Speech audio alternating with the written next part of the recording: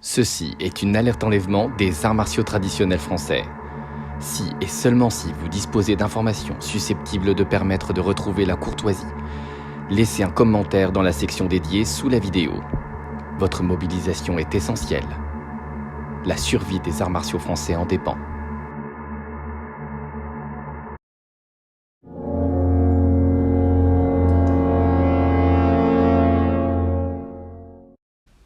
Pour commencer cette enquête, revenons sur quelques définitions. Pour ce faire, ouvrons le Centre national de recherche textuelle et lexicale, une plateforme mise en ligne en 2005 par le CNRS. On y apprend d'abord que la courtoisie est une attitude physique ou morale conforme à l'idéologie courtoise. Mais également que c'est une attitude de politesse raffinée, conforme à la tradition et à la bonne éducation, aux usages mondains. J'aime aussi beaucoup les dictionnaires anciens, et le Littré, lui, nous apprend que la courtoisie est une civilité relevée d'élégance ou de générosité. Mais quel est le rapport avec les arts martiaux français ? Eh bien, pour le savoir, ouvrons le glossaire de l'escrime sur Wikipédia. À la lettre S, on y trouve la définition du salut, une définition qui va beaucoup nous intéresser. Le salut est un geste de civilité, une marque de courtoisie que l'on fait au début et à la fin d'un combat, à l'adversaire, à l'arbitre, au public. Remontons maintenant un peu le temps et ouvrons le règlement d'escrime du ministère de la Guerre de 1908. Ce règlement comprend un texte sur les démonstrations publiques et l'attitude que les tireurs doivent conserver durant ces démonstrations. Je vous en fais la lecture. Abstenez-vous scrupuleusement, durant l'assaut, de tout commentaire, de toute réflexion ou réclamation. Bornez-vous, quand vous êtes touché, à annoncer loyalement le coup par ce seul mot. Touché. Restez correct, courtois, même au plus fort de la lutte et devant un adversaire désagréable ou de mauvaise foi. Une parole, un geste, un cri déplacé, un mouvement d'humeur, une faute de goût ou de tact risquerait de détruire l'effet que vous recherchez.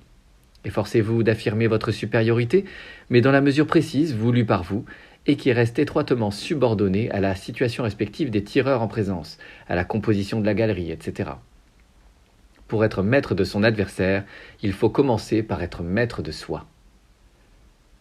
On voit bien que la courtoisie n'est pas une notion abstraite et isolée, mais qu'au contraire, elle fait partie de qualités développées par la pratique de l'escrime. On peut retrouver cette idée dans d'autres textes. Par exemple, je suis tombé sur cette revue, Le Panthéon de l'Industrie. On peut trouver dans son édition du 1er janvier 1888 un article très intéressant sur l'escrime universitaire, dans lequel l'auteur aborde également ses différentes qualités. Il écrit « Oui, on peut dire que l'escrime développe chez ses fervents comme qualités extérieures l'élégance, la sveltesse et la légèreté. Les règles de notre école française étant la politesse et la courtoisie même, les adeptes lui doivent en outre, comme qualité de résistance, l'intelligence, le coup d'œil et le sang-froid, car c'est à sa pratique que l'on acquiert vraiment le don d'empire sur soi-même. Maîtrise de soi, don d'empire sur soi-même. Ces textes disent quelque chose qui dépasse l'escrime.